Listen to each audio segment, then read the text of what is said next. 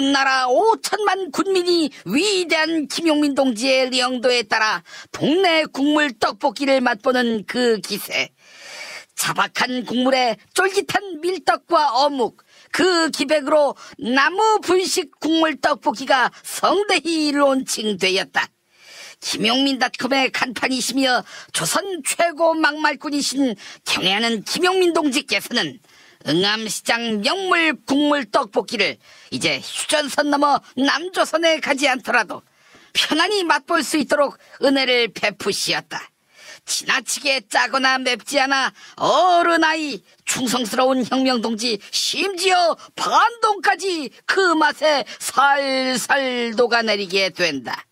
해물 육수와 야채 육수가 만들어내는 깔끔하게 입에 감기는 감칠맛에 쫀득쫀득한 찰밀떡의 식감을 더한 최고의 떡볶이 나무 분식 국물 떡볶이는 만드는 인민뿐 아니라 배달하는 택배 인민에게까지 최고의 영광과 가장 뜨거운 감사를 드리면서 폭풍 같은 만세의 환호성을 터쳐 올리게 만든다.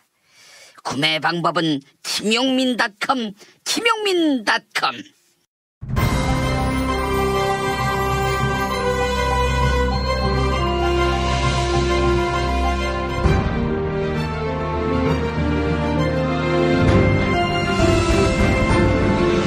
2018년 4월 11일 수요일 김용민 브리핑 2부로 이어가겠습니다.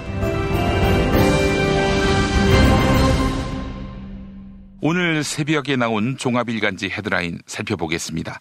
먼저 한겨레, 삼성전자 노조 와해 총괄 TF 만들어 노조 와해 공작 벌였다. 이런 제목입니다. 검찰이 삼성의 노조 파괴 공작 문건을 대량 압수해서 수사에 나섰지요. 이런 가운데 삼성전자 서비스가 총괄 태스크포스를 만들어 노조 파괴 문건의 내용을 실행한 것으로 드러났습니다. 총괄 태스크포스에서 세부 계획을 수립했고 산하 대응팀에서 이에 대한 실행 여부를 촘촘하게 체크해 온 것입니다. 삼성전자 서비스의 모기업인 삼성전자도 별도의 팀을 꾸려 노조 와해 공작을 지원한 정황도 포착됐습니다. 부당 노동 행위는 구조적 비리였다는 것입니다. 최고 책임자에게 책임을 묻지 않을 수 없겠지요. 다음은 경향신문, 효성 공정거래위원회의 수차례 구명 로비 의혹, 이렇게 제목을 달았습니다. 최근 공정거래위원회는 효성그룹 조현준 회장을 사익 편취 혐의로 검찰에 고발하기로 했는데요. 그런데 효성그룹이 조현준 회장의 검찰 고발을 막기 위해 공정거래위원회 관계자에게 구명 로비를 벌였다. 이런 증언이 나왔습니다. 효성그룹 관계자는 금시초문이다, 사실이 아니다, 이렇게 해명했네요. 이번엔 동아일보 5말 6초 회담, 트럼프 김정은 동시 공식화. 세계일보 트럼프 5월에서 6월 초 김정은과 비핵화 협상. 조선일보 트럼프 김정은 정상회담 동시 시동. 이런 제목입니다. 도널드 트럼프 미국 대통령이 김정은 북한 노동당 국무위원장과의 정상회담과 관련해 5월이나 6월 초에 만날 것이다, 이렇게 말했습니다. 북한 역시 노동신문을 통해서 최고 영도자 동지가 조미 대화, 즉 북미 대화 전망을 심도 있게 분석, 평가했다, 이렇게 밝혔습니다. 국내 언론은 북한과 미국이 물밑 접촉을 통해 비핵화 검증 프로세스를 집중 논의한 것으로 보인다, 이렇게 전하고 있습니다. 북한이 핵사찰에 대해 진전된 자세를 보이자 트럼프 대통령이 북한과의 회담을 공식화한 것이다, 이런 분석도 나오고 있습니다. 이번엔 국민일보 한미연구소 개혁안 문건의 소장 교체 명시, 이렇게 제목을 달았습니다. 로버트 갈루치 한미연구소 이사장은 한국 정부로부터 구재회 한미연구소 소장을 교체하라는 압박을 받았다. 네, 이렇게 밝힌 바 있죠. 보수 진영은 코드 인사에 따른 교체 요구 아니냐, 이런 의심을 하고 있습니다. 국민일보 취재 결과 대외경제정책연구원이 한미연구소의 개혁을 추진한 것으로 확인됐습니다. 국책연구기관인 대외경제정책연구원은 한미연구소에 예산을 지원해 왔는데요. 대외경제정책연구원은 한미연구소 운영의 투명성을 확보하기 위해 구재회 소장이 물러나는 인사조치가 불가피하다, 이렇게 판단했습니다. 다음은 중앙일보, 김기식 후원금으로 땡처리 외유 논란. 네, 이런 제목입니다.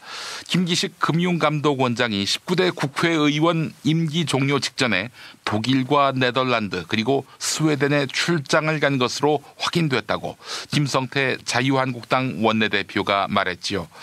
국회의원 임기가 종료되면 반납해야 할 정치자금을 마구 쓰려는 땡처리 외유다, 이렇게 주장했고, 이를 중앙일보는 일면 사이드 톱으로 다루었습니다. 이번엔 서울신문 고운 몸매, 순결, 성편견 부추기는 21세기 여중 여고 교훈. 네, 이렇게 제목을 달았습니다. 일부 교육 현장에서 성 역할에 대한 편견을 조장하는 구시대적인 교훈을 그대로 유지하고 있습니다. 특히 여중이나 여고의 교훈에 가부장적인 사고가 반영된 사례가 많았습니다. 서울신문 취재 결과 여학교 2곳 가운데 한 곳꼴로 교훈이 순결인 것으로 확인됐습니다.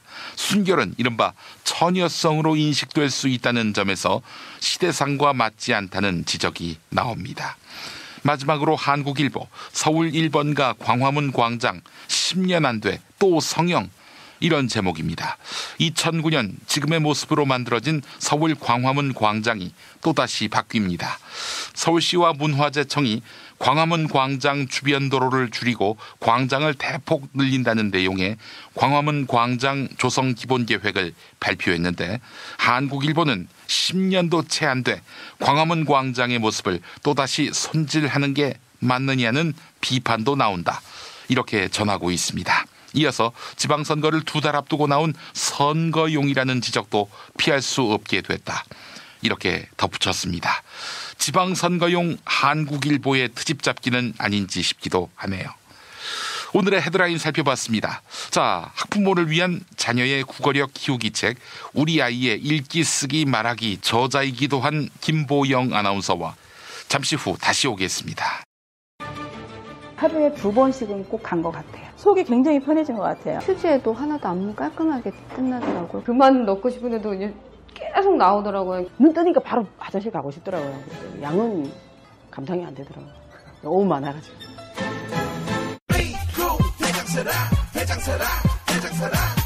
장실 굿모닝 화장실 바나 굿모닝 바나나. 검색창에 미궁 대장사랑.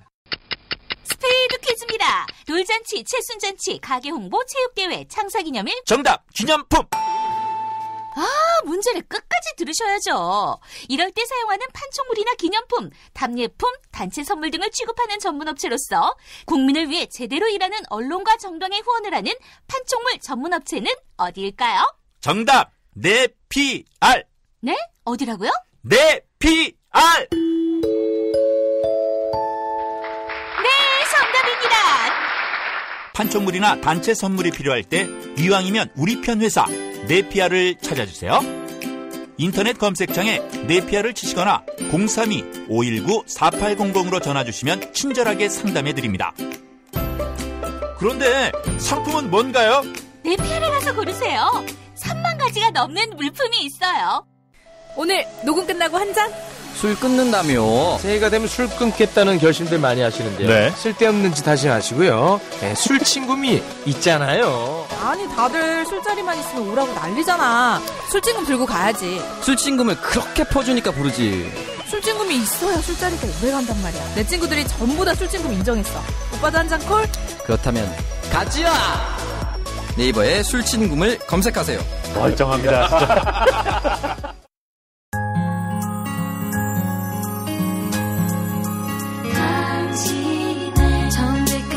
보자관 김용민과 주파수를 맞춘다. 새로운 아침 특별한 선택 김용민의 뉴스 브리핑.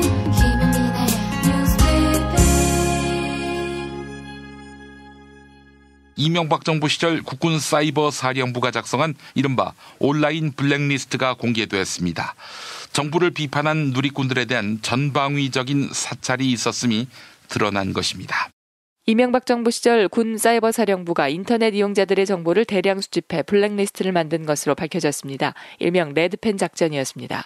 2012년 작성된 사이버 위협 세력 식별 결과 이런 제목의 문건은 결재권자 외 열람 금지와 같은 문구로 보안을 강조했는데요. 댓글 식별과 수집은 주로 포털 사이트 다음에서 이뤄졌습니다. 민간인 블랙리스트에 오른 이들은 북한과 상관없이 정권을 비판했다는 이유만으로 군 사이버사의 감시 대상이 됐습니다. 나아가 군은 블랙리스트를 작성하는 데 그치지 않고 이들을 제거하기 위한 작전도 폈습니다. 2012년 작성된 식별보고서에는 극렬 악성 댓글자 약 600명을 실시간으로 유관기관에 통보했다. 이런 내용이 적혀 있습니다. 누리꾼들을 추적해 내사하고 탄압한 계획이 실제로 진행됐음을 시사하는 문구입니다. 이상은 한겨레 보도였습니다. 삼성증권이 이른바 유령 주식 배당 사고를 낸 당일의 거래 내역을 MBC가 입수했습니다. 국민들의 노후 자금인 국민연금 그리고 공무원 연금을 포함한 연기금이 수백억 원 날아갔습니다. 지난주 금요일 삼성증권은 직원들에게 한 주당 1,000원의 배당금을 주는 대신 1,000주의 주식을 지급했습니다. 이른바 유령 주식을 받은 삼성증권 직원들은 곧바로 주식을 대량으로 팔아치웠습니다. 아침 9시부터 11시 사이 삼성증권의 주식은 11% 넘게 폭락했고 이에 너도 나도 삼성증권 매물을 쏟아냈습니다. 외국인 그리고 국내 투신사와 함께 연기금도 60만 주의 물량을 대거 매도합니다. 국민연금과 공무원연금 그리고 교원공제회와 군인공제회의 투자 자금이 제값을 받지 못하는 상황에서 한꺼번에 팔린 겁니다. 한 주의 최저가를 35,000원이라고 쳐도 연기금은 단 2시간 동안 180억 원을 잃은 겁니다. 김기식 금융감독원장의 사퇴론에 대해 청와대가 이틀째 해명에 나서며 선을 그었습니다. 청와대 핵심 관계자는 사퇴 의사가 없다. 이렇게 밝히면서 사퇴 가능성을 일축했습니다. 김기식 금융감독원장은 국회의원 시절 피감기관의 돈으로 외유성 해외 출장을 갔다는 의혹을 받고 있죠. 이에 청와대는 출장은 모두 공적인 목적으로 이뤄진 것으로 적법하다는 결론을 내렸다. 해임에 이를 정도로 심각하지는 않은 것으로 판단을 내렸다. 이렇게 밝힌 바 있는데요. 어제 SNS상에는 김기식 원장이 사퇴할 것이라는 지라시가 급속히 확산됐습니다. 이에 청와대 관계자는 출입 기자들에게 김기식 관련 지라시는 사실이 아닙니다. 이렇게 알렸습니다.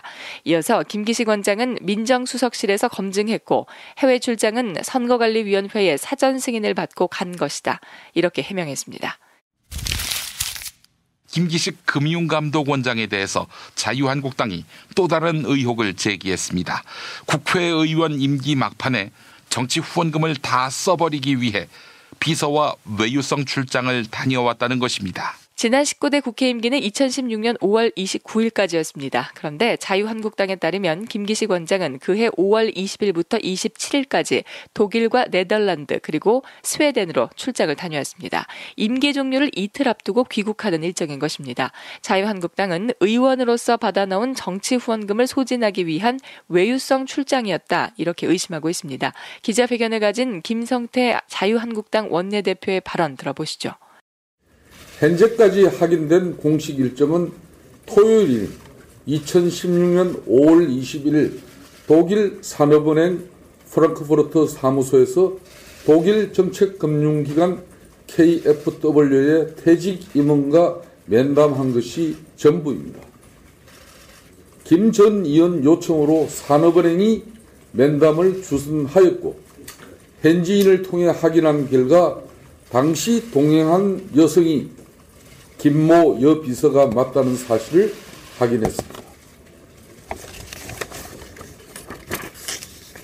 앞으로 추가 확인할 사항에 대해서도 말씀을 드리겠습니다. 김 원장은 이 예유에 여비서 김모 씨가 동행한 목적이 무엇인지 밝혀야 할 것입니다. 국회의원 임기가 다 끝나가는 마당에 무슨 공무상 목적으로 출장을 한 것인지 정치자금을 땡처리하기 위한 목적은 아니었는지 분명하고 명확하게 밝혀야 할 것입니다. 검찰이 이명박 씨의 재산 처분을 동결해달라 이렇게 법원에 청구했습니다. 이명박 씨의 범죄 수익을 환수하기 위해서입니다. 검찰은 110억 원대의 뇌물수수 혐의로 구속 기소된 이명박 전 대통령에 대해 법원에 추징 보전 명령을 청구했습니다. 재산 처분 동결 대상에는 자동차 부품업체 다스의 지분도 포함됐습니다. 검찰은 다스의 지분 80%가 이명박 전 대통령의 소유라고 보고 있습니다. MB의 처남 고 김재정 씨의 유족이 상속세 대신 기획재정부에 물납한 다스의 지분 20%를 제외한 규모입니다. 검찰은 이명박 전 대통령의 형이 확정되면 이 재산들을 대상으로 범죄 수익 환수에 나섭니다. 이른바 해경궁 김씨 논란의 진실이 결국 검찰 수사로 밝혀질 전망입니다. 검찰은 사건을 공안부에 배당하고 조만간 고발인을 불러 조사할 방침입니다. 지방선거 경기도지사 후보로 출마한 더불어민주당 전해철 의원이 한 SNS 이용자를 경기도 선거관리위원회에 고발했죠. 전해철 예비후보는 정의를 위하여라는 SNS 계정이 고 노무현 전 대통령과 문재인 대통령에 대한 패륜적인 내용의 글을 올렸다 이렇게 밝혔는데요. 이에 경기도 선거관리위원회는 이 사건을 수원지검에 이첩했습니다. 인터넷상에서는 문제의 SNS 계정 주인이 같은 당에서 경기도지사 후보로 출마한 이재명 전 성남시장의 부인이 아니냐 이런 의혹이 불거진 상태인데요. 이재명 예비후보 측은 전해철 의원께서 고발을 한 만큼 사실관계가 조속히 밝혀지길 바란다 이런 입장을 밝혔습니다. 종합편성 채널 MBN이 6월 지방선거를 앞두고 여론조사를 실시했는데요. 서울시장의 경우 더불어민주당 후보로 나선 박원순 현 시장과 박영선 의원 그리고 우상호 의원 모두 야당 후보를 앞서는 것으로 나타났습니다. 먼저 박원순 서울시장이 최종 후보로 나와 자유한국당 김문수 예비후보와 바른미래당 안철수 후보와 붙을 경우 박원순 시장이 약 55%로 두 후보를 40%포인트 가까이 크게 앞선 것으로 나타났습니다. 박영선 의원이 후보로 나와도 40%가 넘는 지지를 얻으며 우세를 보였습니다. 우상호 의원도 야당의 두 후보를 20%포인트 이상 따돌렸습니다.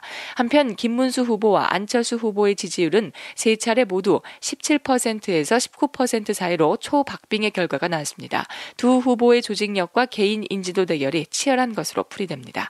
MBN이 의뢰해 리서치 플러스가 실시한 이번 여론조사는 지난 일요일부터 이틀 동안 서울에 거주하는 19세 이상 성인 남녀 800명을 대상으로 했습니다. 또한 유무선 전화로 조사됐으며 표본 오차는 95% 신뢰 수준의 플러스 마이너스 3.4%포인트입니다.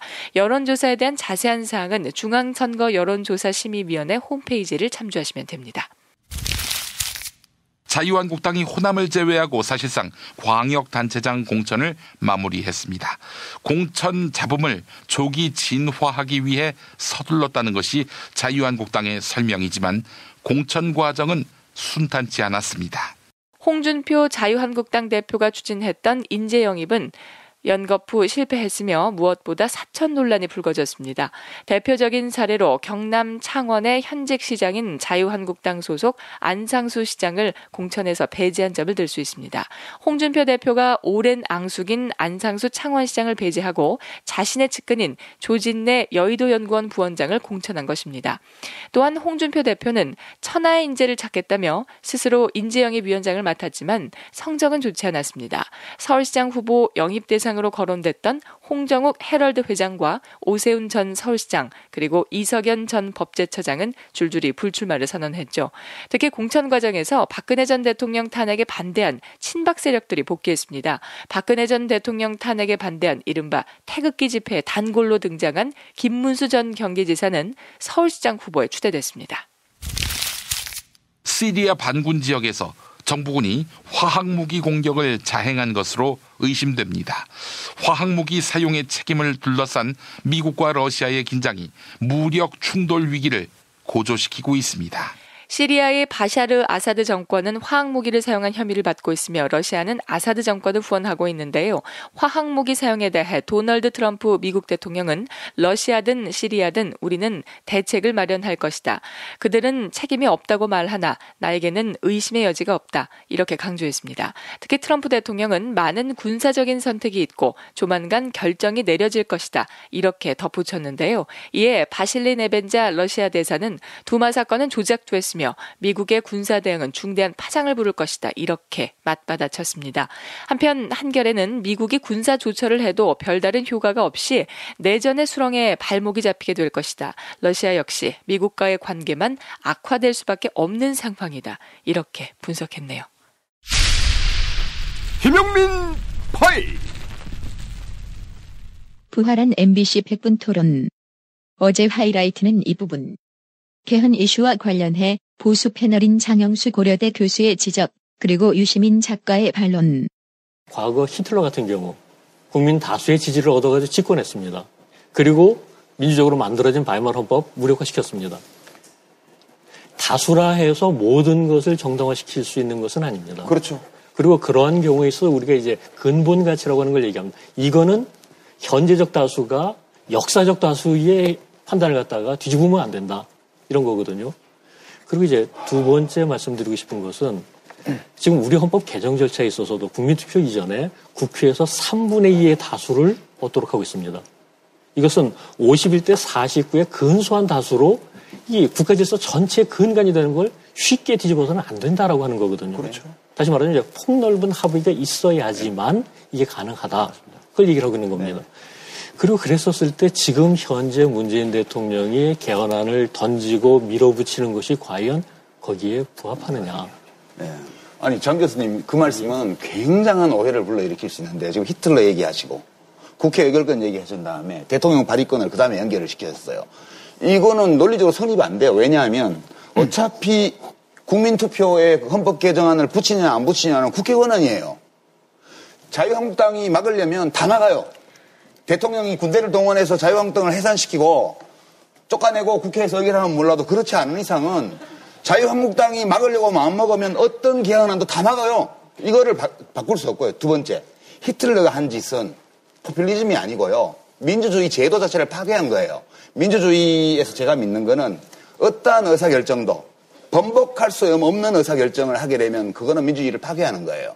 그러니까 총통제를 도입하고 의회를 없애고 이 행위 자체가 이미 히틀러를 권력자로 뽑았다는 의사결정을 번복할 수 없게 만든 거기 때문에 이런 행위는 민주주의 파괴 행위고 국민의 저항권이 인정돼요. 지금 정부가 그런 걸 합니까?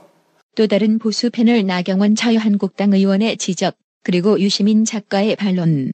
저는 문재인 대통령의 진정성을 굉장히 의심할 수밖에 없는 부분이 있어요. 지금 그리고 여당의 진정성을. 분명히 촛불 민심이 들끓을 때 제왕적 대통령제를 고치겠다고 말씀하셨어요. 문 대통령도.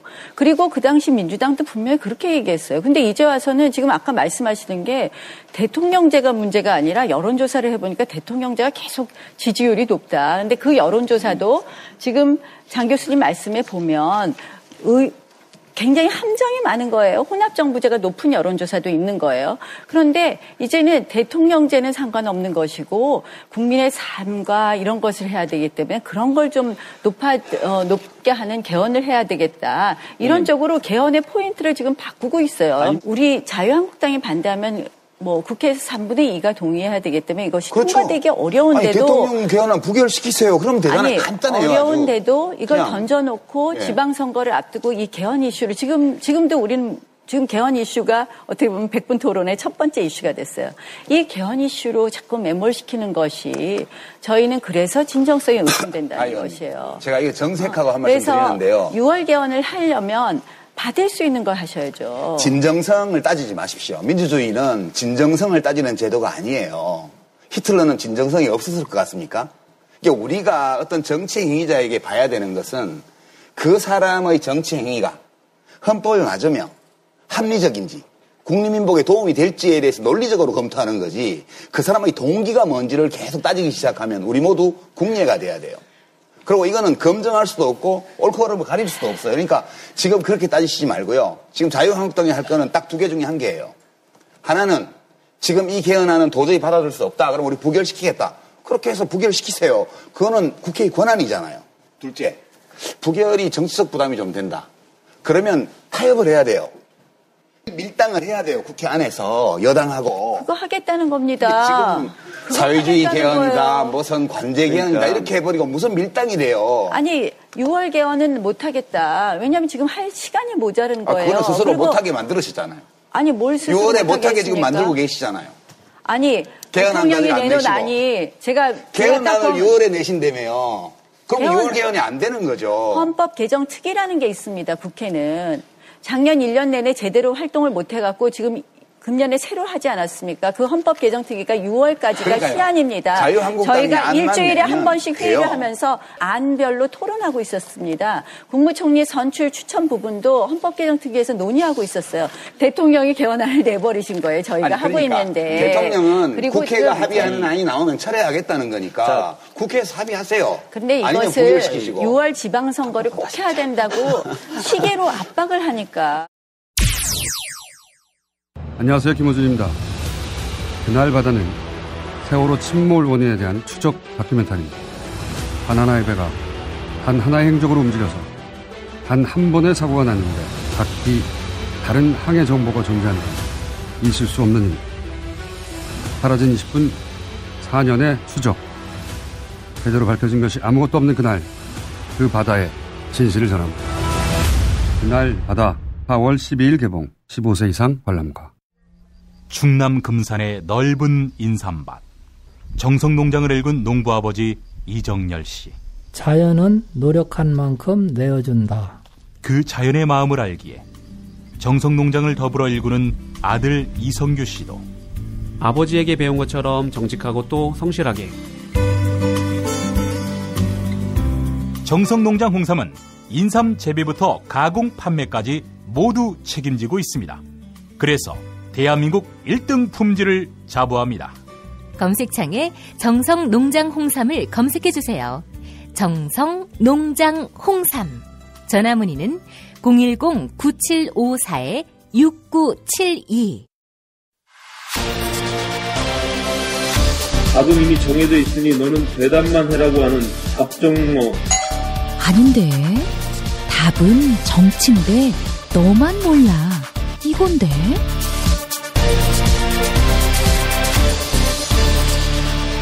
국민보좌관 김성회의 답정너.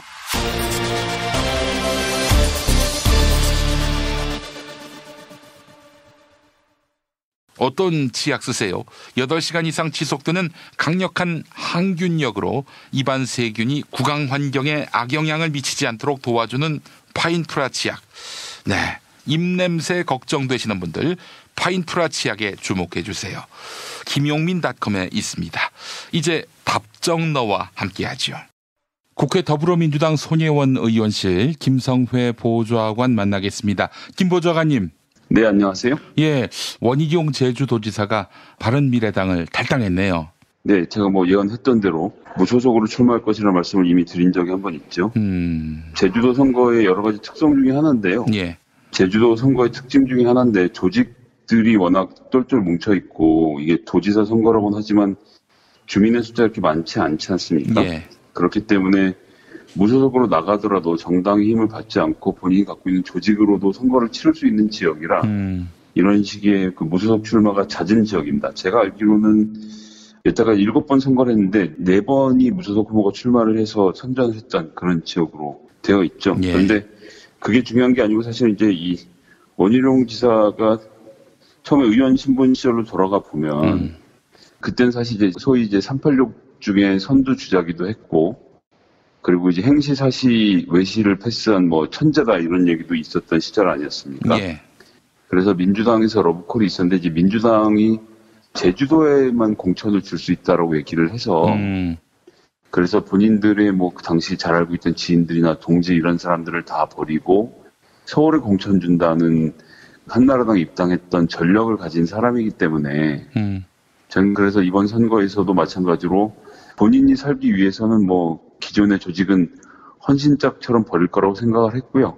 그렇기 때문에 무소속으로 출마하지 않겠나라고 예상을 했었는데 바른미래당의 오늘 논평 정말 잘 쓰셨는데 간보는 기회주의 정치 오래가지 않아. 한편으로는 맞는 말이긴 하지만 실질적으로는 원희룡 지사가 의원 시절부터 시작해서 거의 지금 20년째 여기저기를 떠돌면서 열심히 하고 있지 않습니까? 예. 오래 가고 있는 거죠. 간보는 기회주의. 오래가는 대표적인 사례로 남게 되는 것이 아닌가 싶은 생각입니다. 예, 그래요. 사실 원희룡 하면은 전 생각이 나는 게 당에서 직함이 없을 때는 비주류, 소장파 이랬고 당에서 직함을 주면 그 누구보다도 보수 본색을 띄었던 그래서 참 맛이 간 젊은 피다 이런 느낌을 지울 길이 없었는데 말이죠. 그 색깔이 무엇이든 보스가 원하는 색깔을 맞춰드리겠다라는 기조로 살아왔고 다들 기억하시겠지만 특히나 가장 웃기는 장면은 역시나 전두환 세배였죠. 보수와 함께 하는 것이랑 전두환 같은 학살자에게 세배를 하는 것이 무슨 상관이 있는 일이겠습니까? 그런데 본인이 이념적으로 바뀐 부분이 있다면 그것을 정책적으로 보여주면 되는 것이지 본인의 정체성의 전부를 부정하는 이 학살자의 세배는 정말 뭐랄까요. 이게 한나라당에서 개혁적이라고 이야기를 하면서 돌아다니던 자가 이런 모습을 보이는 건 정말 부끄럽기 짝이 없는 일이었습니다. 그래요. 자, 원희룡 지사는 뭐 틀림없이 지방선거 이후에는 당적을 가질 것 같죠? 예, 뭐 지방선거 자체는 이렇게 치르겠지만 무소속으로 나갔다는 자체가 사실은 자유한국당에게 러비콜을 던지는 거 아니겠습니까?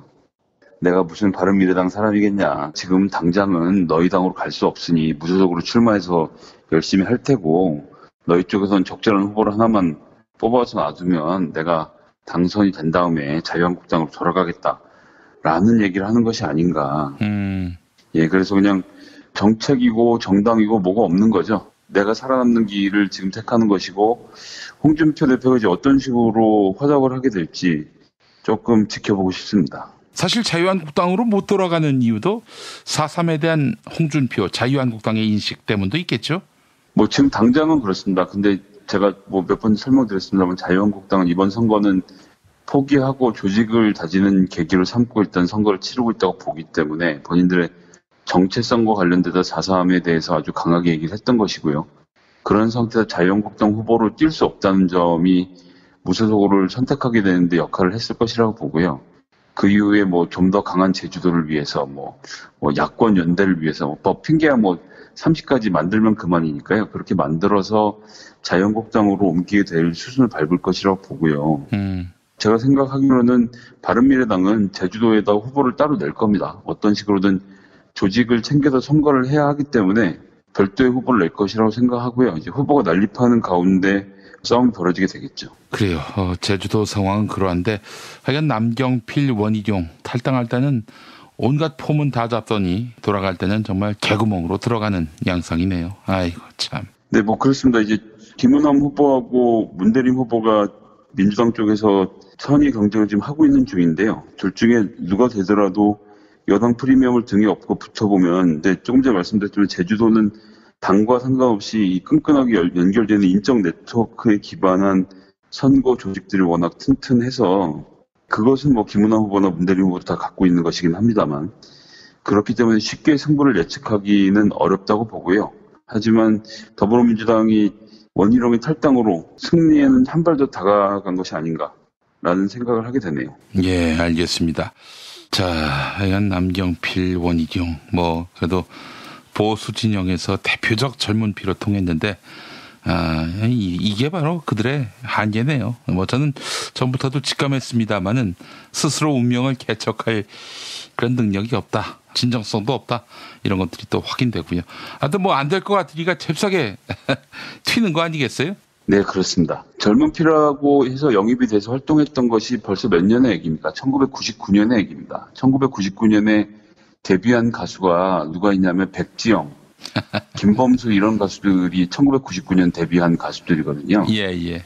이런 분들이 이제 사실은 뮤직뱅크나 이런 무대에 쓸 수 없고, 물론 이제 벌써 가요무대에 갈 나이는 아니지만 이제 열린음악회 정도 가는 또래들 아닙니까? 그리고 뭐 연습실에 가도 다 인사받는 선배 원로 가수인데, 그렇기 때문에 지금에 와서 원희룡 지사가 본인이 젊다고 개혁적인 정치인이라고 뭘 한다는 자체는 어불성설이라 생각하고요. 젊은 피, 뭐 개혁 이런 것들을 더 이상 가져갈 수 있는 이미지도 아닙니다. 뭐 김문수처럼 점점 되어가는 하나의 과정으로 보고 그냥 말 그대로 직업으로서의 정치인. 이것은 본인들이 젊다는 것 외에는 혹은 지금 있는 것을 때려치자는 것 외에는 어떤 정치적 방향이나 미래가 없이 지금까지 정치를 해왔기 때문에 겪는 부작용으로 보고요. 앞으로 정치를 하려고 하는 사람들에게 전 반면 교사의 기회가 됐으면 좋겠습니다. 예, 알겠습니다. 이거 갑자기 뭐 주제 외의 질문인데, 이 사실 김성회 보좌관이나 뭐 저나 70년대생들 아니겠습니까? 네, 그렇습니다. 이렇다 할 간판 정치인이 많지 않다는 점이 좀 아쉽긴 합니다. 뭐 이유가 있을까요?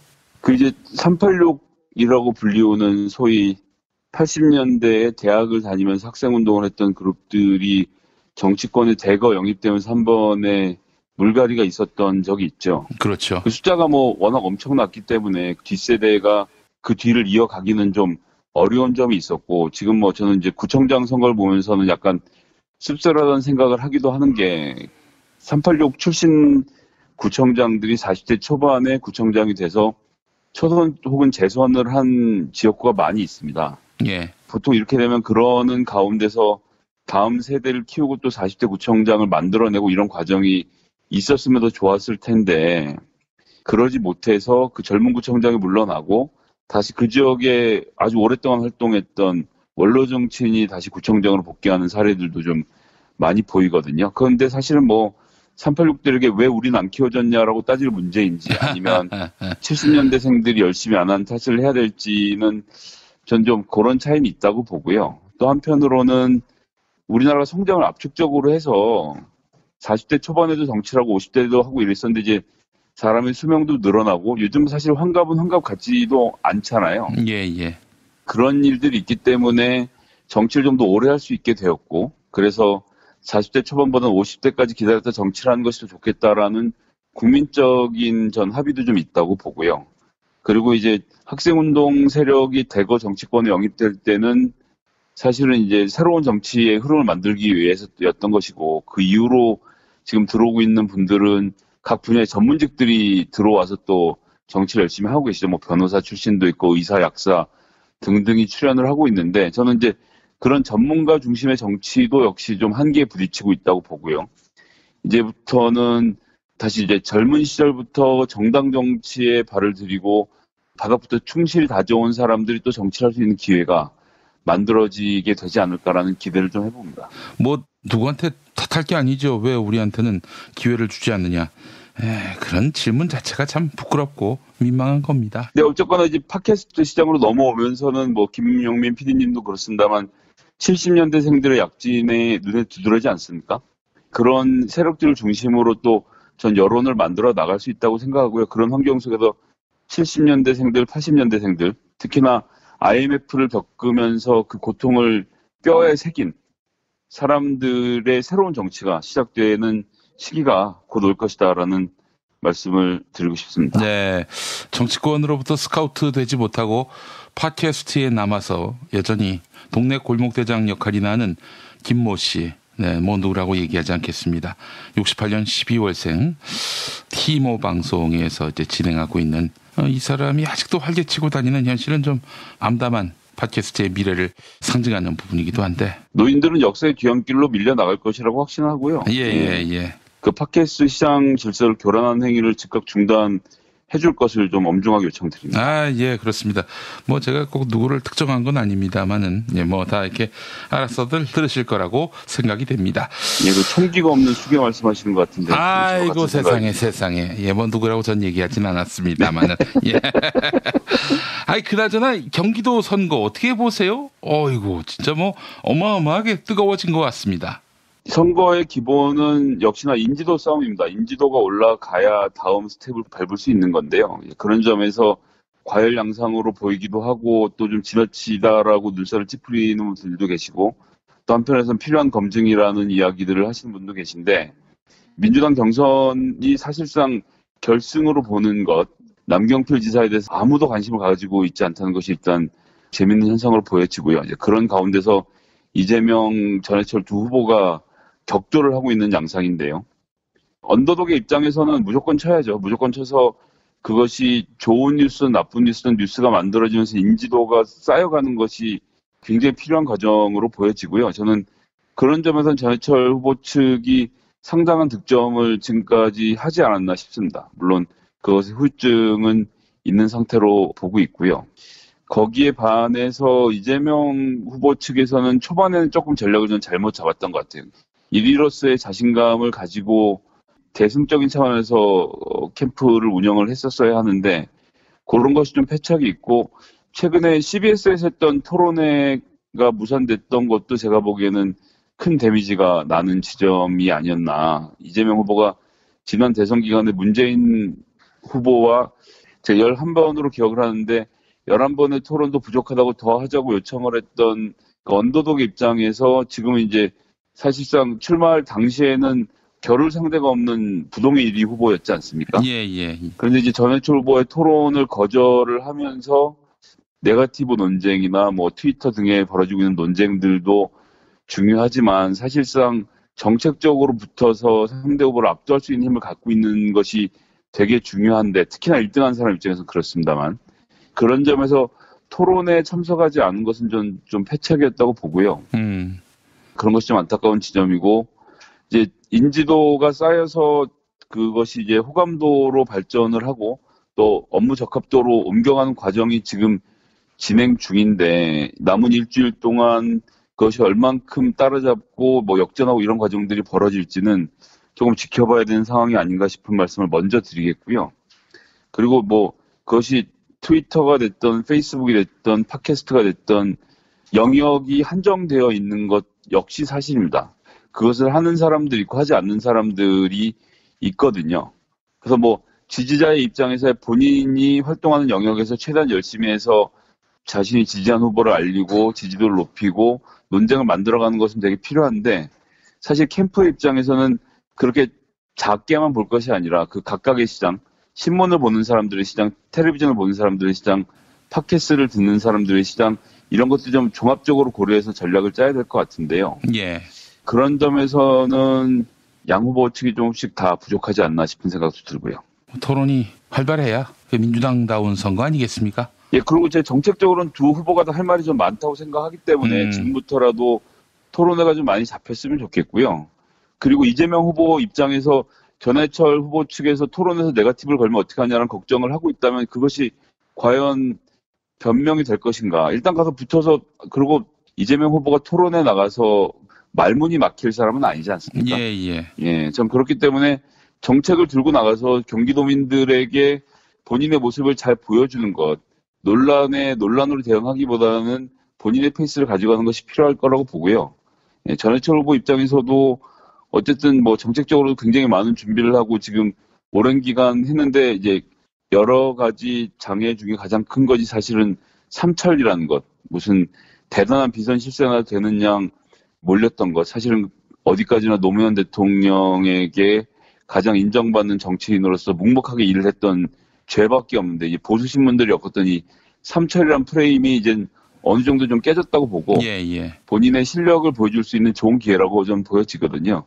그렇기 때문에 좀 양쪽 후보가 직접 둘이 나와서 토론회가 됐든 무엇이 됐든 좀 진검승부를 벌이는 장면들을 민주당 지지자들은 기대하고 있지 않을까라는 생각을 해봅니다. 예, 알겠습니다. 자, 김성회 보좌관님 오늘 말씀 잘 들었습니다. 네, 감사합니다.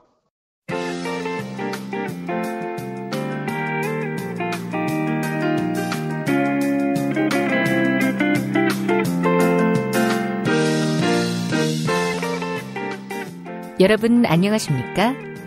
지금부터 전국 17개 시도교육청과 무관한 2018학년도 뉴스 듣기 능력평가를 시작하겠습니다.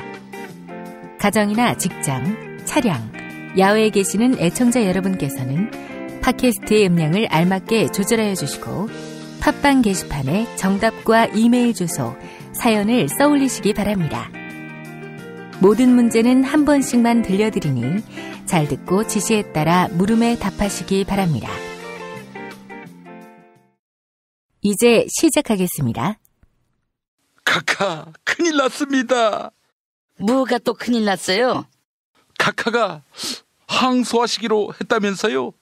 항소하면 안 돼? 카카, 정치 재판에는 응할 수 없다면서 항소심 재판부에다가는 기대를 거시는 겁니까? 지금 나하고 싸우자는 거야? 말이 그렇지요. 나야 재판에 관심 끊었다. 니들 마음대로 해라. 이래놓고 항소라니. 아니 왜 때리십니까?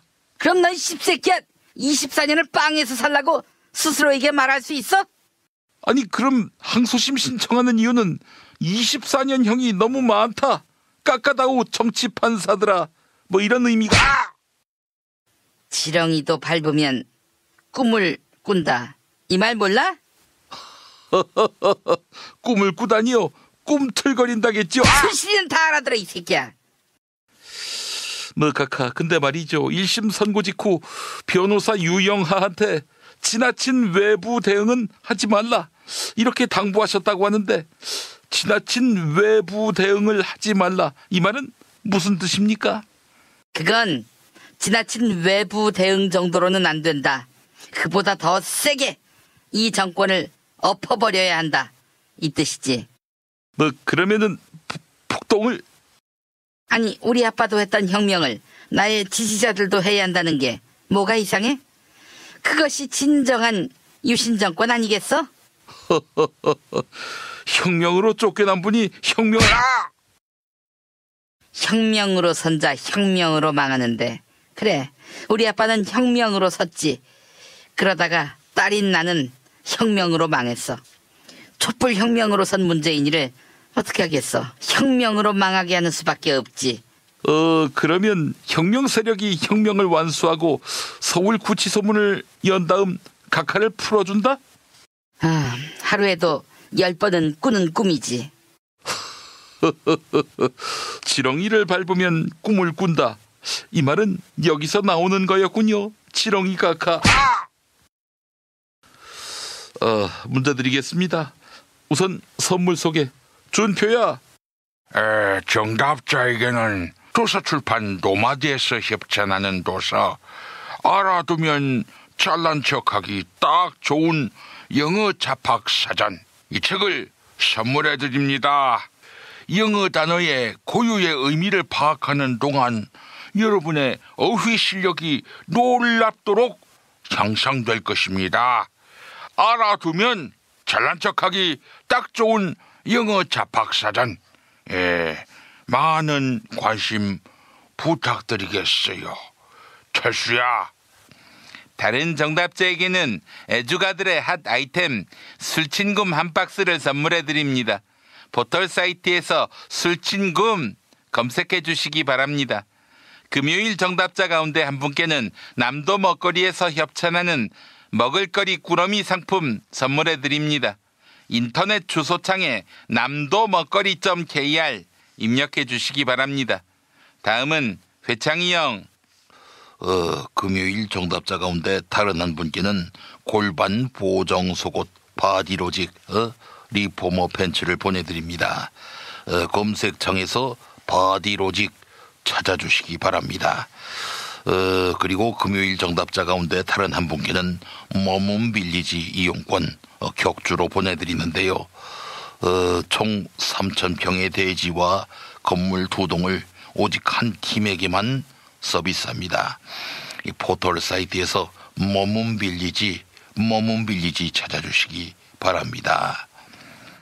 그리고 클로징에서 사연이 소개된 분께는 별을 따다 구운 과자에서 만든 강릉 두부도넛 선물해드립니다. 주문전화 033-646-2668 033-646-2668 인터넷 주문은 bakingfarmer.co.kr입니다. 오늘 문제 드리겠습니다. 다산 신도시의 한 아파트 단지에서 택배 대란이 일어났다. 이 소식이 화제가 되고 있는데 아파트에 택배 차량을 못 들어오게 해서 택배 기사들이 택배 화물을 주차장에 두고 가는 일이 벌어지고 있습니다. 문제 드립니다. 다산 신도시는 어느 시에 있는지 아십니까? 알지. 1번 포항시, 2번 강진군, 3번 남양주시, 4번 포천시, 5번 양평군.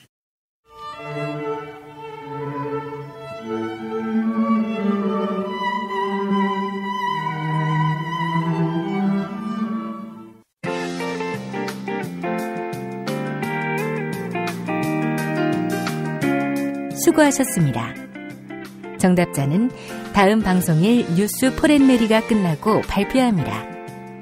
이상으로 전국 17개 시도교육청과 무관한 2018학년도 뉴스 듣기 능력평가를 모두 마치겠습니다. 다이어트를 위한 꿀팁! 동결건조 채소와 곡물, 단백질, 그리고 효소와 비타민, 미네랄로 만든 다이어트 전용 그린 스무디로 하루 한두 끼만 바꿔 드세요. 비타샵에서 만나요. 술자리 많은 요즘 3차까지 달린 당신을 위한 필수품. 전창걸의 새싹 땅콩차. 이제 속쓰림은 잊으세요. 070-8635-1288 070-8635-1288 생활인을 위한 꿀팁. 집 두 채에 월 10,000원 화재보험 카페. 화재 배상, 심지어 도난 피해까지.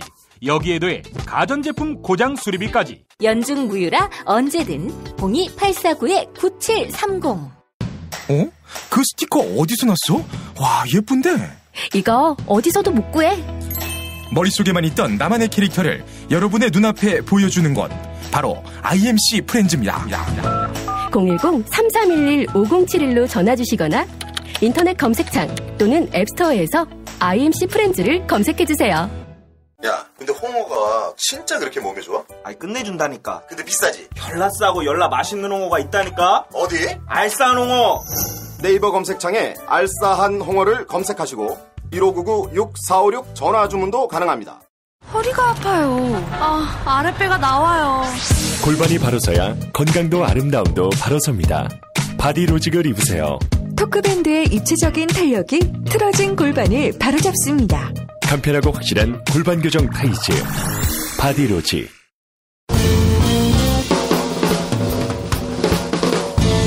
미디어 오늘 정상근 기자가 뉴스 속의 뉴스를 짚어드립니다.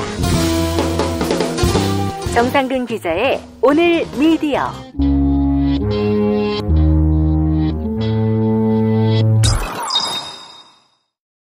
미디어 오늘 정상근 기자 만나겠습니다. 정 기자님. 네, 안녕하십니까? 예, 오늘 어떤 이야기 준비하셨습니까? 네, 오늘 두 건의 언론 보도를 말씀을 드릴 텐데요. 예. 4월 6일자 문화일보하고 그다음에 4월 9일자 조선일보 내용입니다. 일단 문화일보 보도부터 좀 말씀을 드리면요. 중국 측의 충격적 문정부 평가라는 제목의 기사예요. 예. 이게 이제 워싱턴 특파원으로 가 있는 신보영 기자가 쓴 기사입니다. 이 기사에 따르면 3월 마지막 주에 시진핑에게 조언까지 할 정도의 중국의 민관 인사들이 대거 워싱턴을 방문을 했다고 해요. 그리고 여기에는 정지용 중국 푸단대 한국북한연구센터 소장도 포함되어 있다라고 이제 밝혔습니다. 예. 그리고 이제 소식통에 따르면 미국을 방문한 중국 인사들이 문재인 정부의 대북 정책 특징을 3가지로 요약했다는 거예요. 이 문화일보 보도에 따르면. 첫째, 너무 이상적이다. 둘째, 너무 순진하다. 셋째, 너무 책임자가 젊고 경험이 부족하다라는 것이었어요. 그리고 이 청와대 국가안보실의 한 비서관에 대해서는 오만하다라는 표현까지 나왔다라고 합니다. 예. 그러니까 중국의 이 시진핑에게 조언을 하는 사람들이, 그러니까 중국의 핵심 엘리트들이 문재인 정부의 대북 정책을 이렇게 평가를 했다는 거죠. 그리고 바로 이것은 미국이 문재인 정부를 바라보는 시각과 크게 다르지 않다. 이렇게 글이 전개가 됩니다. 예. 정의용 국가안보실장이 이 트럼프에게 김정은의 메시지를 전달한 것도 의구심이 팽배하다. 뭐 이런 주장을 하기도 하고요. 그런데 이 기사에 나온 중국 측 관계자들, 그리고 여기에 이제 유일하게 실명이 올라가 있는 사람이 바로 정지용 푸단대 소장이거든요. 예. 근데 이 정지용 소장이 자신의 페이스북에 문화일보의 해당 기사에 대해서 강하게 반발을 하기 시작합니다. 페이스북 글 내용이 이 기사를 보고 너무 화가 났다라는 거예요. 예. 그래서 정지용 교수가 이렇게 얘기를 하는데, 페이스북에 모든 사실을 날조하고 문화일보에 실어주는 게 뭡니까? 정확한 거 하나도 없는데 왜 그러셨습니까? 우리도 모르는 사이인데 정보 소스가 어딥니까? 정말 웃기십니다. 악의적으로 중한관계에 왜 파괴합니까? 공식적으로 사과하세요. 가짜 기사를 쓰는데 정정하고 사과하세요. 이렇게 페이스북에 해당 기자의 이름을 올려놓고 대놓고 이제 비판을 하신 거죠. 예. 이게 대체 뭐가 잘못됐길래 이렇게 얘기를 하실까? 근데 오마이뉴스가 정지용 교수에게 연락을 직접 했더라고요. 예, 예. 그래서 정지용 교수가 오마이뉴스에게 이렇게 얘기를 합니다. 그 당시에 김정은이 중국을 방문한 상황이었기 때문에 당시 토론에서 북미 회담의 가능성과 중미 관계의 미래 등에 대해서 얘기를 나눴다라고 해요. 예. 그리고 미국, 한국 인사들과 만났을 때, 토론회 말고 이제 만났을 때는 북미 회담은 중국의 한반도 정책에 유익하다. 그리고 김정은과 트럼프의 회담이 성공하도록 추진해야 한다. 그리고 한반도의 평화 무드를 최대한 유지해야 한다. 이런 얘기를 했고 중한 관계에 대해서, 그러니까 중국과 한국의 관계에 대해서는 토론을 한 적이 없었다라고 얘기를 합니다. 오마이뉴스에. 그러니까 이거는 그 문화일보에 보도와는 전혀 다른 뉘앙스죠. 그러면서 이제 그 정지용 교수는 이렇게 또 얘기를 하는데 중국에서는 한국의 대북 정책에 대해서 만족스러워하는 분위기라고 전해요. 오마이뉴스에. 예. 그리고 문재인 정부가 북한과의 관계 개선을 통해서 전쟁 분위기를 없앤 것은 중국의 국가 이익에 부합하는 일인데 어떻게 이런 충격적인 문정부 평가 이런 기사를 낼 수가 있는지 모르겠다라는 게 이제 정지용 교수의 입장입니다. 예. 그리고 본인이 얘기를 하기를 자기가 이제 워싱턴에 가봤으니까 그 워싱턴에서 그리고 중국에서 중국 사람들이 그렇게 문재인 정부의 대북 정책에 대해서 가혹한 평가를 내리는 것을 들어본 적이 없다라고 얘기를 해요. 그러니까 최소한 이 정지용 교수는 문재인 정부 대북 정책에 대해서 나쁜 평가를 들어본 적이 없었다라는 거죠. 그런데 대체 신보영 특파원은 왜 누구의 말을 듣고 이런 기사를 작성했을까가 의문인 거죠. 그래서 이 정지영 교수도 지난 7일에 이 신보영 특파원하고 통화를 했대요. 근데 이 신보영 기자가 정지영 교수한테 뭐라고 했냐면 문재인 정부에 대한 평가는 중국 사람이 아니라 다른 사람의 이야기를 듣고 자신이 종합해서 내린 결론이다. 이런 얘기를 했다는 거예요. 예. 그러니까 아까도 말씀드렸지만 중국 인사들이 문재인 정부의 대북 정책 특징을 이상적이고 순진하며 뭐 너무 책임자가 젊고 경험이 부족하다 이렇게 평가를 했는데 자기가 다시 정지용 교수랑 얘기를 했을 때는 중국 사람이 아니라 다른 사람의 얘기를 듣고 자기가 종합해서 내린 결론이라고 얘기를 해버린 거예요. 예. 그러면서 이 편집 과정에서 그런 일이 벌어진 것 같다. 너무 미안하고 당혹스럽다라고 했답니다. 그러니까 중국 사람도 아니고 다른 사람의 말을 듣고 뭐 중국이 마치 문재인 정부 대북 정책을 폄훼하고 있는 것 마냥 엄청난 기사를 써버렸거나 설령 이 기자가 본인 해명대로 자기는 있는 그대로 썼는데 문화일보 편집국에서 일부러 문재인 정부 엿을 먹이기 위해서 기자의 취재를 마음대로 바꿨거나 이런 얘기가 되는 거잖아요. 예. 근데 이게 뭐 어떤 거든 신보영 기자의 책임은 분명히 있는 거죠. 뭐 누가 됐든 정말 문제이기도 하고요. 예. 그런데 정지용 교수가 항의를 했잖아요. 이 신보영 특파원에게. 그런데 이 문화일보가 온라인에 올린 기사가 바뀝니다. 예.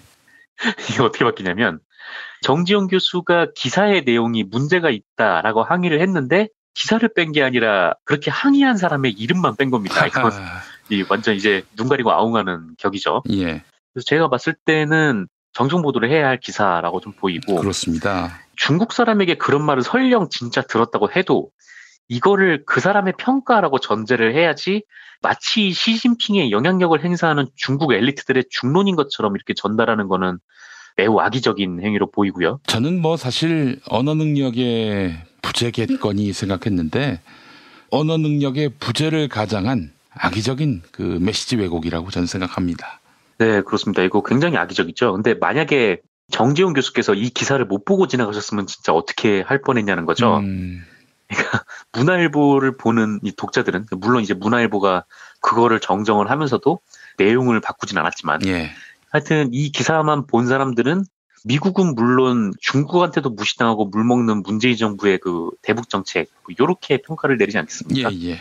그러니까 이거는 뭐 정부의 잘못된 정책을 비판할 수 있는데 근데 이런 식의 기사는 비판이 아니라 이제 말씀하신 대로 이제 모함, 뭐 왜곡 이렇게 생각이 될 수밖에 없는 거죠.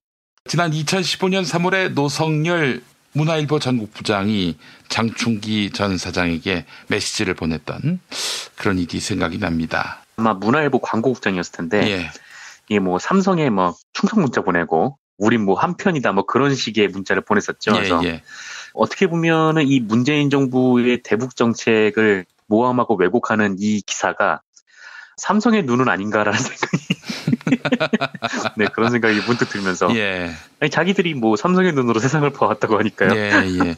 이런 식으로 드러내놓고 삼성과 유착됐던 언론이 말이죠.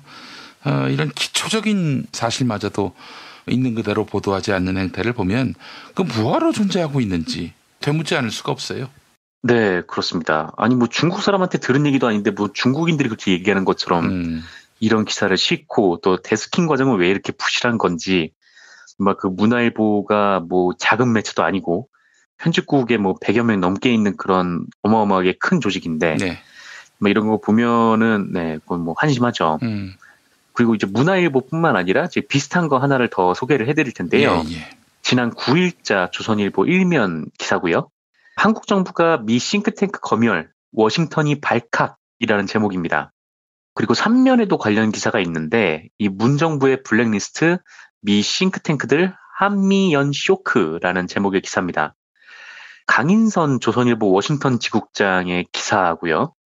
그리고 이 기사에서 강인선 지국장은 워싱턴의 외교 전문가들이 한국 정부가 보수 진영과 가까운 곳으로 알려진 구제회 한미연구소 소장 등을 교체하기 위해서 대외경제정책연구원의 예산을 끊는 등 외압을 행사했다는 의혹에 충격을 받고 비판적 태도를 보이고 있다 이렇게 주장을 합니다.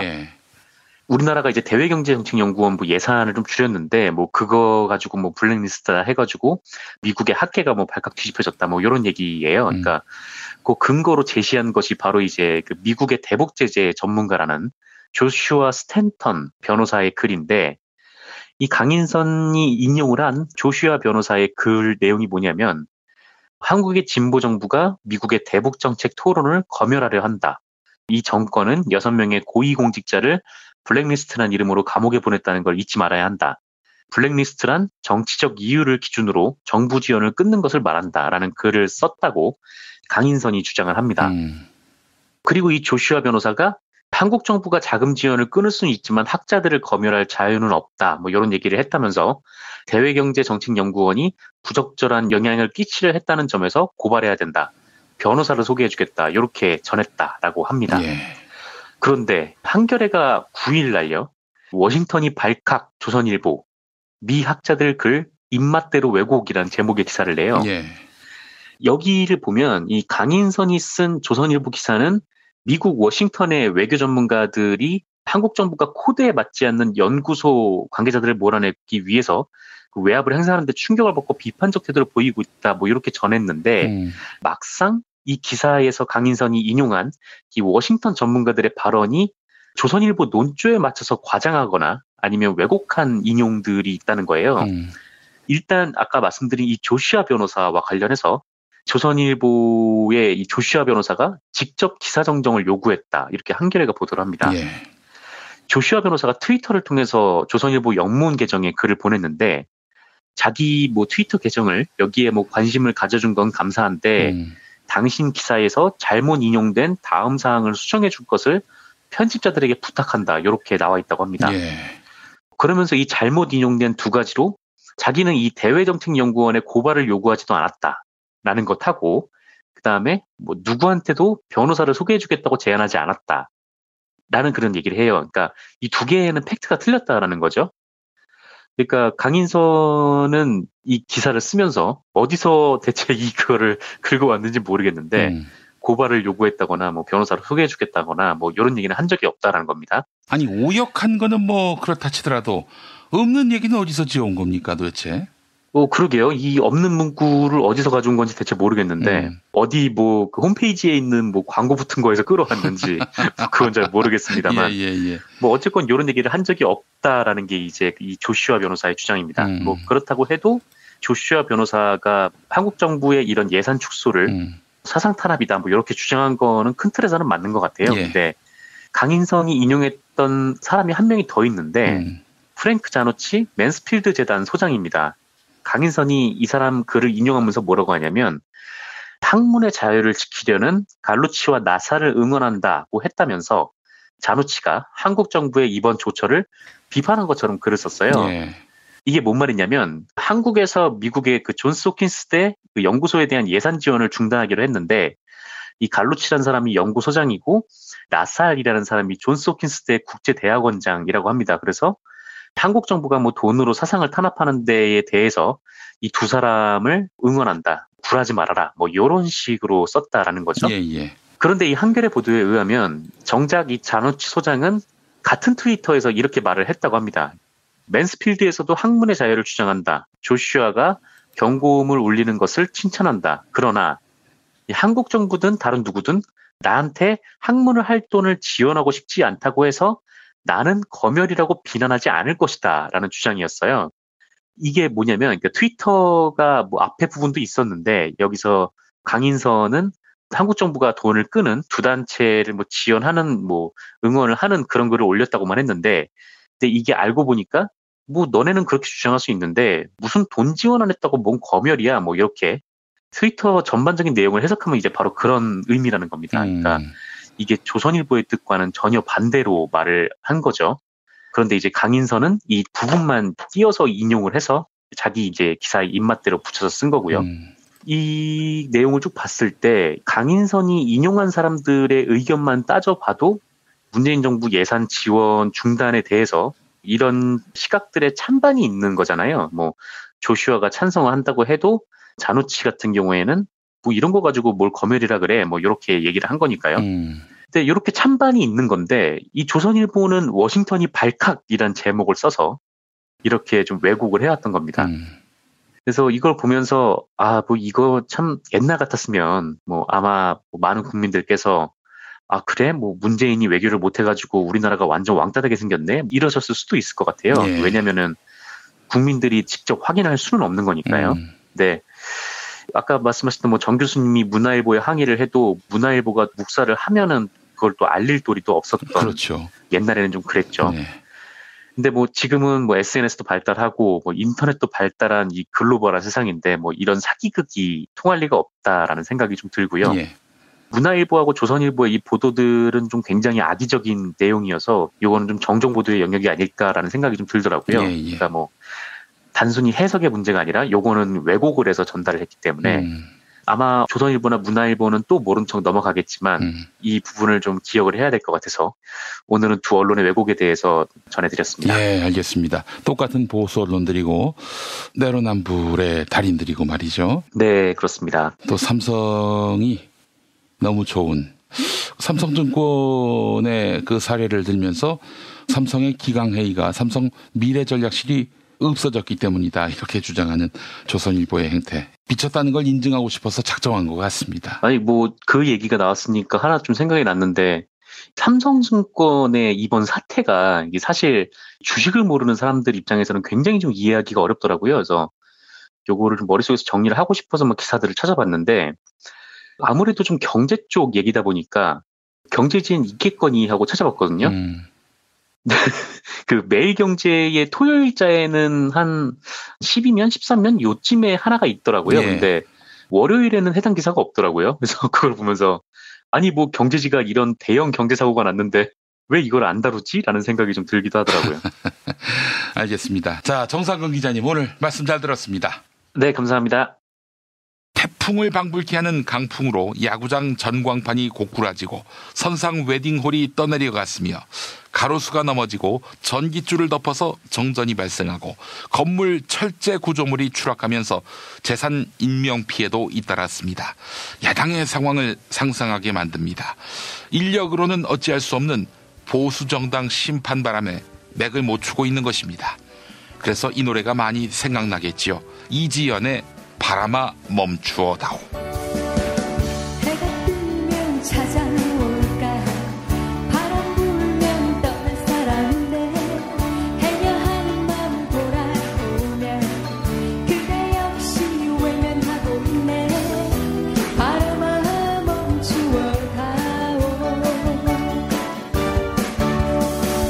세월 가면 잊혀질까 그렇지만 다시 생각날 걸 붙잡아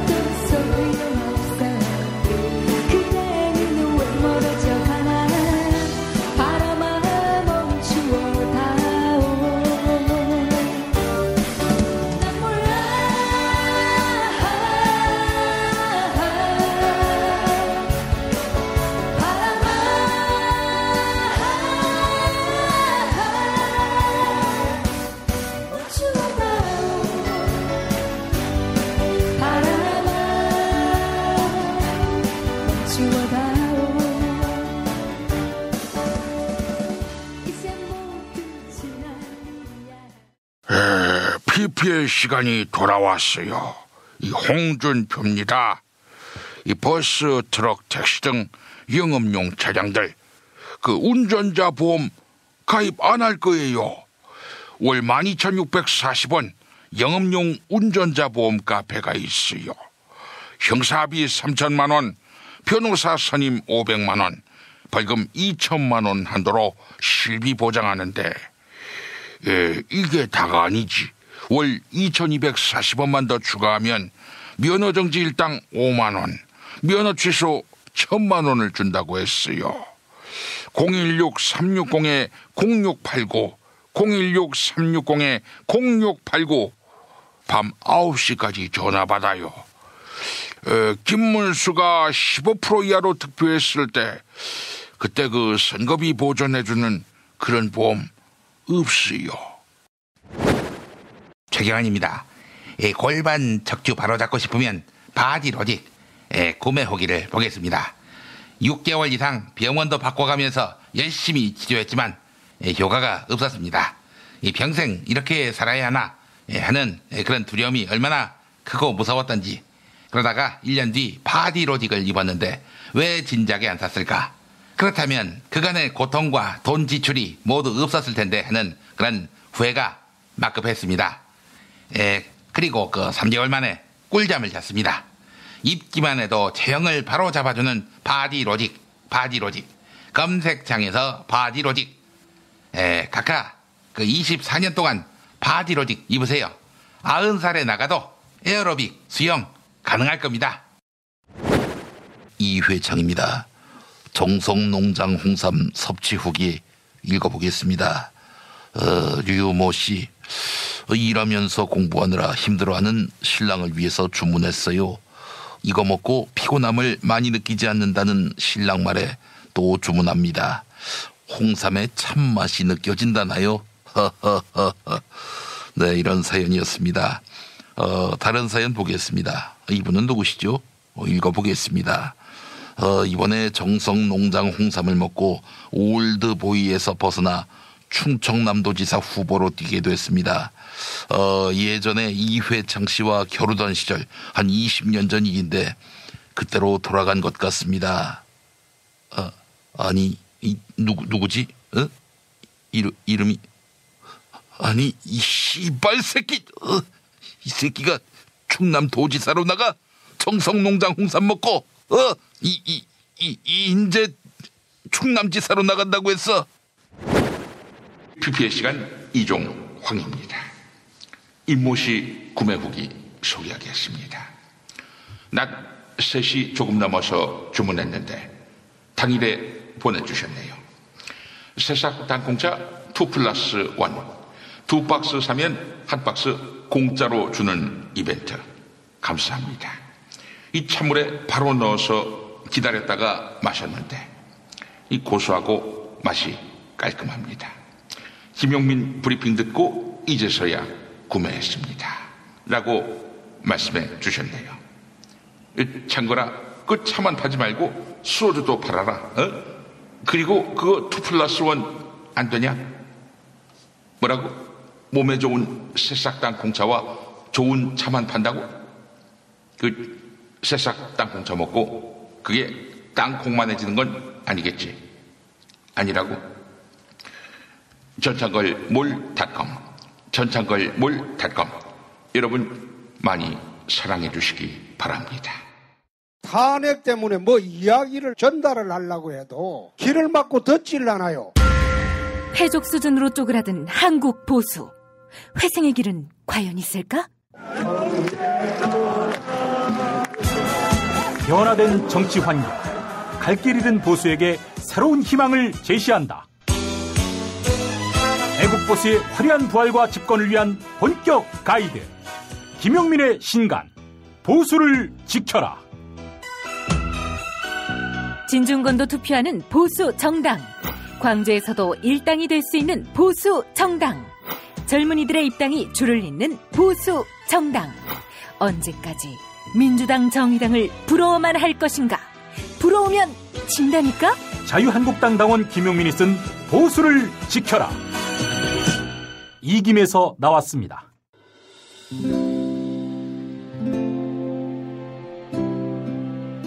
그러니까 목사님은 우리 남북 관계에 있어서도 큰 정기를 마련해 주셨습니다. 늦봄 문익환 목사 탄생 100주년. 민주화와 통일운동을 위해 11년 4개월간 옥고를 마다하지 않은 행동하는 양심. 오늘 우리가 누리고 있는 이 민주주의도 문익환 목사님 덕분이 아주 큽니다. 그가 24년 동안 살았던 서울 강북구 인수복로 통일의 집이 6월 1일 문익환 통일의 집 박물관으로 거듭납니다. 사람들이 이렇게 항상 북적북적 이렇게 했던 공간이라 아버지한테만 아니라 우리 모두들한테 굉장히 큰 의미가 있는 통일의 역사를 기억하며 통일의 길을 모색하는 문익환 통일의 집 박물관 기념사업 추진위원으로 함께해 주시겠습니까? 이건 단지 어떤 유가족들의 유산이 아니라 우리 시대가 가지고 있는 유산이기 때문에 자세한 안내는 포털 사이트에서 문익환 통일의 집을 입력해 주세요.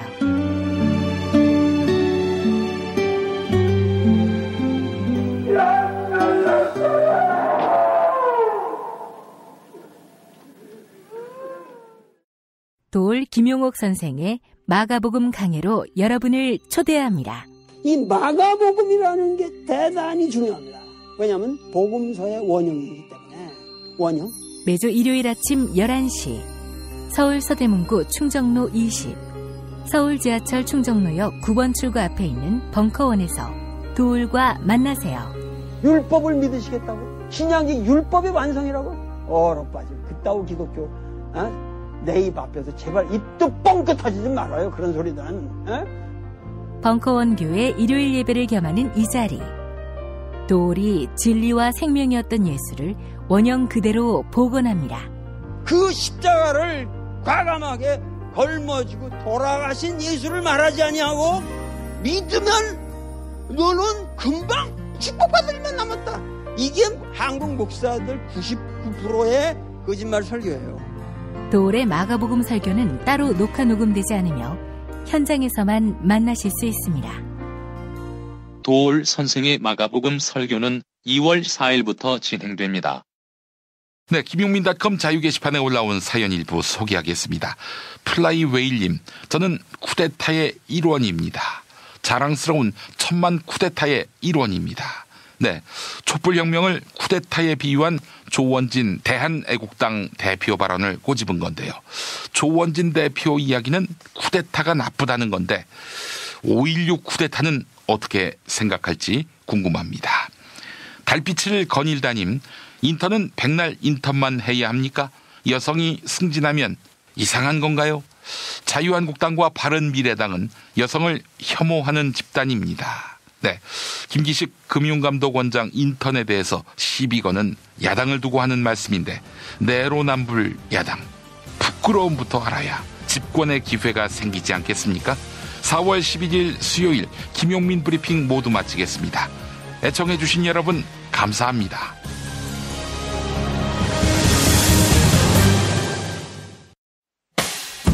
김용민 브리핑과 함께한 시간 어떠셨어요?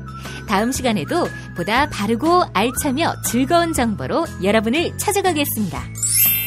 팟캐스트 포털 팟빵에서 다운로드하기, 구독하기, 별점 주기, 댓글 달기로 응원해주세요.